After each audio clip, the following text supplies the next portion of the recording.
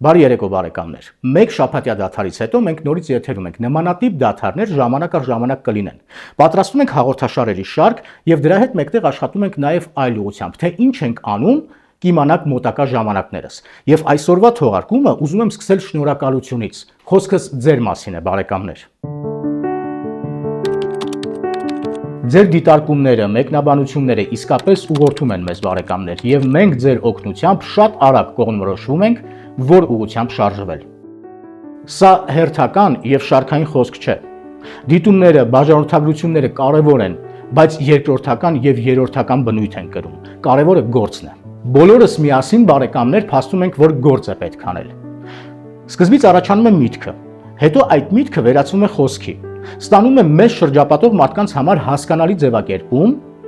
հետո նոր անցնում ենք գործի։ Այս թողարկման ենթավեռնագիրը խոսքն ու գործն է, բարեկամներ։ Ու առաջին հերթին այս կոնտեքստում սկսում եմ մեզանից, մեր հաղորդաշարից։ Մենք չենք խոսում միայն, նաև զուգահեռ աշխատում ենք։ Եվ մեր խոսքը վերածում ենք գործի։ Մինչ այս հաղորդաշարը կա արված աշխատանք, որը խորապես շարունակվում է նաև այսօր, եւ շուտով մեր արած գործով կներկայանանք ձեզ, բարեկամներ։ Սա փոքրիկ անոնց եւ անակնկալ։ Իսկ հիմա գնացինք։ Պատմություններ, փաստեր, եզրահանգումներ եւ լուծումներ։ Ռուսները մի թևավոր արտահայտություն ունեն՝ դուրակի ի դարոգի։ Հիմարներն ու ճանապարհները։ Այսպիսով բնորոշում եւ բնութագրում են իրենց դժբախտությունները։ Առաջին հայացքից անհեթեթություն, սակայն եթե մի բնակավայրը մյուսի հետ ունի հաղորդակցման միջոցներ, առաջին հերթին ճանապարհ, հետեւաբար այնտեղ ապրող մարդիկ կտրվում են աշխարհից, իրականությունից, մնում են տեղեկատվական վակուումի մեջ, տեղի են ունենում բնականոն պրոցեսներ եւ միառժամանակ հետո դառնում են իրենց պետության եւ ազգի համար անպիտան մարդիկ, հիմարներ։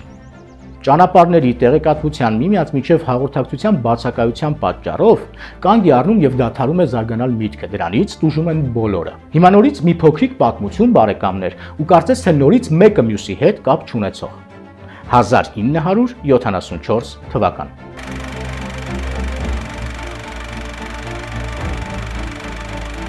Մոսկվայում հերթական համագումարի ընթացքում այն ժամանակվա Ադրբեջանի կոմկուսի առաջին քարտուղար Հեյդար Ալիևը հանդես է գալիս նոր լայնամասշտաբ նախաձեռնությամբ։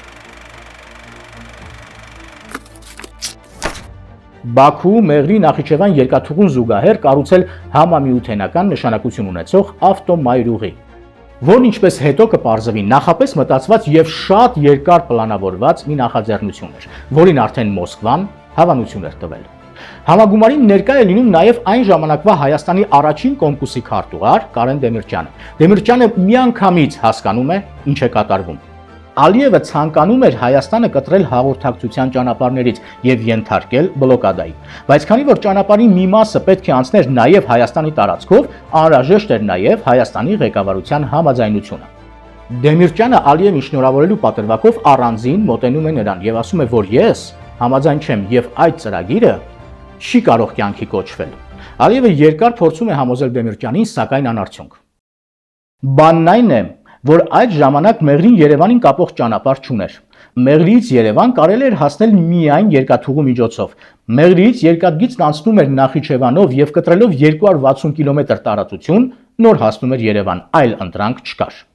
Կարեն Դեմիրճյանը Մոսկվայից վերադառնում է Հայաստան եւ անմիջապես անցնում է գործի։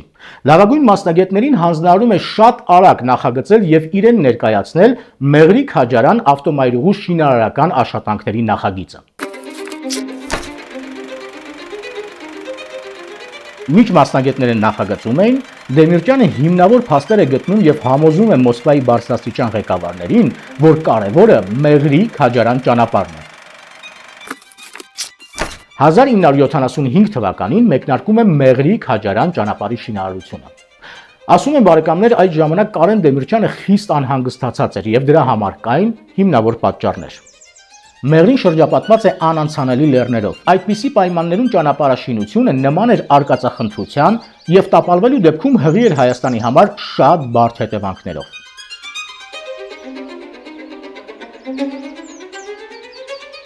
Այդ իսկ պատճառով Հայաստանի գրեթե ամբողջ ճանապարհաշինական ներուժը կենտրոնացվում է այդ հատվածում։ 5 տարի անց, 2 նոյեմբերի 1980 թվական։ Զանգեզուրի աշխատավորները ստացան հոգեբանական նվեր, Մեղրի Քաջարյան ավտոմայրուղին, որի բացման հանդիսավոր միտինգը ներածական խոսքով բացեց Հայաստանի կոմունիստական կուսակցության Մեղրիի շրջկոմի առաջին քարտուղար Միկել Գիլանյանը։ Սա Մեղրի Քաջարյան ավտոմայրուղու բացման հանդիսավոր արարողության բացառիկ կադրերն են, առանց մեկնաբանության։ Առաջին քարտուղար Կարեն Դեմիրճյանը։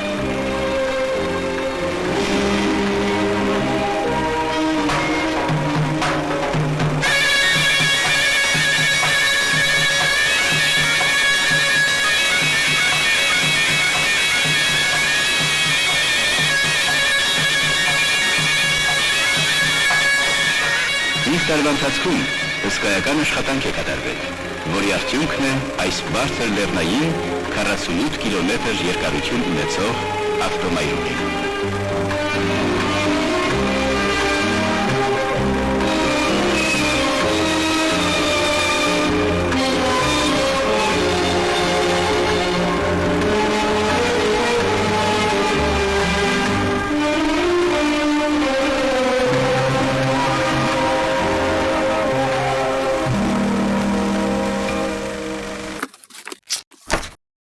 Մեղրի Քաջարյան ճանապարհը գտնվում է ծովի մակերևույթից 2535 մետր բարձրության վրա։ Անդրկովկասում ամենաբարձրադիր ճանապարհն է, սրանից բարձրը գոյություն չունի։ Կարեն Դեմիրճյանին ավելորդ անգամ գովաբանելու, մեծարելու կարիք չկա բարեկամներ։ Այս պատմությունը վառ օրինակ է, թե ինչ եւ ինչպես պետք է անել։ Հայտնվելով շատ բարդ իրավիճակում Կարեն Դեմիրճյանը չի բողոքում, չի դժգոհում, չի մեղադրում ոչ մեկին։ Այն ժամանակ գտնվելով Մոսկվայի տոտալ վերահսկման տակ, այնուամենայնիվ գտնում է միջոցներ գործը առաջ տանելու համար։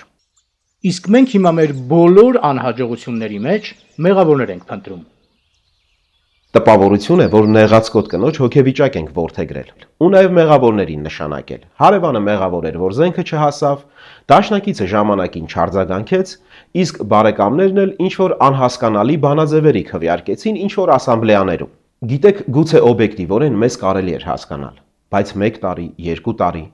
ժողովուրդ ջան, ժամանակը ոչ թե արագ, այլ սրընթաց է փոխվում։ Նրանք ասում են, մեր շահերն ենք սպասարկել։ Շատ լավ, սկզբում մեզ դա դժվար էր հասկանալ։ Քանզի մենք դա չէինք տեսել, սովոր չէինք։ Մեր ղեկավարները չեն ունեցել այդ կրեդոն, ծառայել մեր շահերին։ Նրանք մեծերի շահերն են սպասարկել, որպեսի հանքեր ու մանկապարտեզներ սեփականաշնորեն, ոսկի կամ ադամանդ արտահանեն։ Շատ բարի, մտապահենք, բայց առաջ անցնենք։ Հասկանանք ինչ անել, որպեսի նորերը, եկողները գոնե մեր երկրի շահերից գործեն։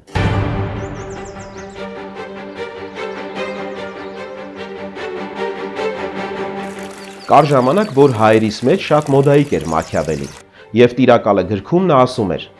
ուժային բացառիկ բանն է, որ մշտապես հարգանքի է արժանի։ Նաեւ ասում էր, եթե ուզում ես անպարտելի լինես, պետք է հույսդ միայն քո վրա դնես, ոչ երբեք ուրիշների եւ անգամ դաշնակիցների։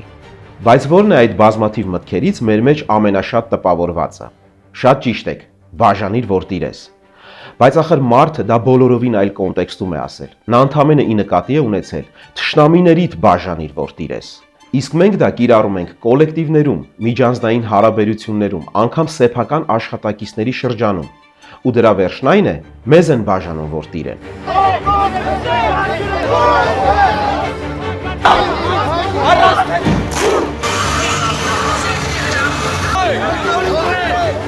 Վերջերս էլ նորաձև է դարձել, որ մեզ փչացրեցին անճաշակ սերիալները ու լուսամուտային հաղորդաշարերը։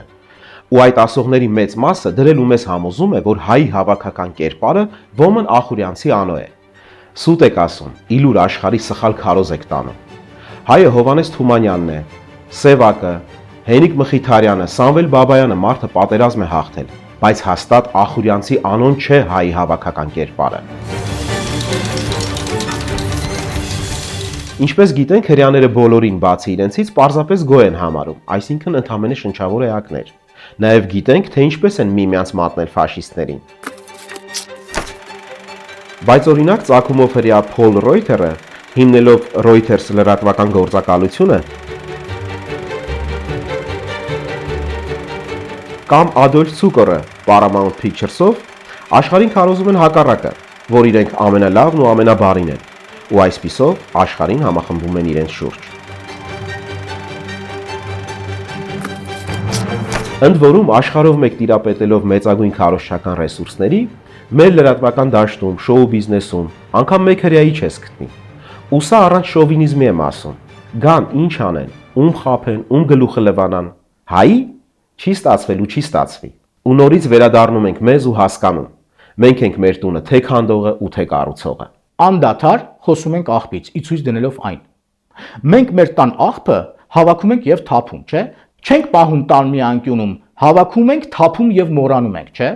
Մեր մեդիա ոլորտը ինչու է ողողված աղբով, բացատրել չեմ կարող։ Սակայն երբ խոսքը գնում է լավ օրինակից, լուսավորից, հեգնում, դրժում եւ պատճառաբանում ենք, որ այն ժամանակները ուրիշ էին։ Հիմա այլ մոտեցում է պետք եւ որ նման մարդիկ հիմա չկան։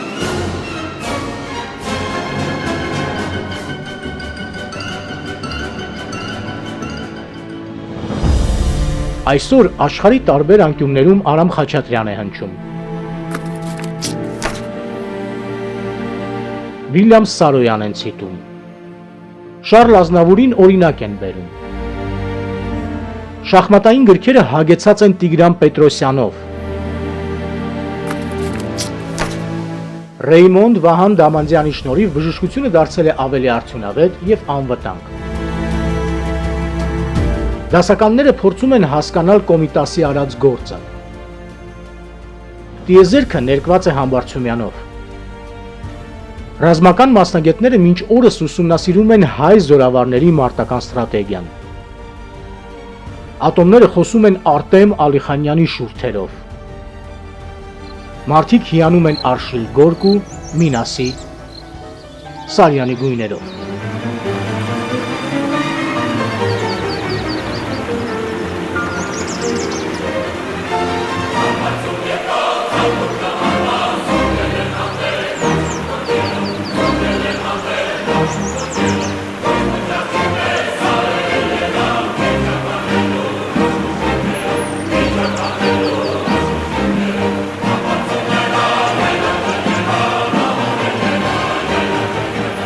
Այսպես կարող եմ շարունակել օրերով բարեկամներ, այս ցուցակը վերջ չունի։ Այս մարդիկ մի բուր ազգի ներկայացուցիչներն են եւ այսօր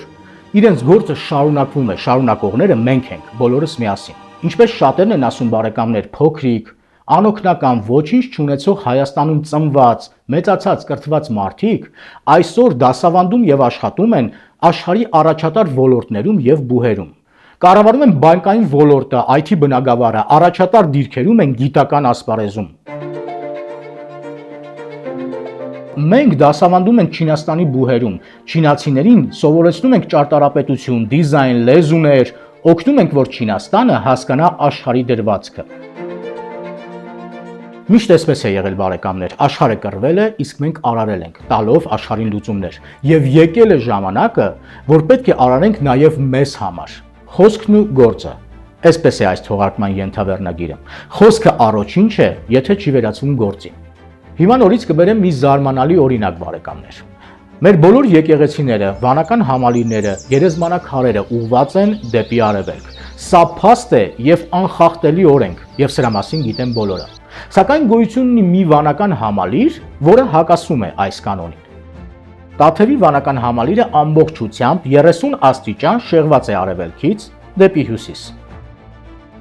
Նման սխալ կամ պատահականություն լինել չի կարող։ Իսկ թե ինչ կապ ունի Տաթևի վանական համալիրը Ամերիկայի Միացյալ Նահանգների, նացիստական Գերմանիայի, Խորհրդային Միության, եգիպտական բուրգերի, մարդկության քաղաքակրթության, գիտության, քաղաքականության կամ այսօր աշխարհում տիրող իրավիճակի հետ, արդեն մյուս թողարկման ընթացքում բարեկամներ։ Ամեն ինչ փաստերով, օրինակներով եւ արված գործով։ Որպեսզի բաց թողնեք, բաժանորդագրվեք մեր AMCN հայկական հաղորդակցման ցանց YouTube-յան ալիքին։ Մեկնաբանեք, գրեք ձեր դիտարկումները, տարածեք, կիսվեք մեր տեսանյութերով։ Սա է ձեր բարեկամներ ամենամեծ օգնությունը։ Մինչ առաջիկա 3 շաբթի։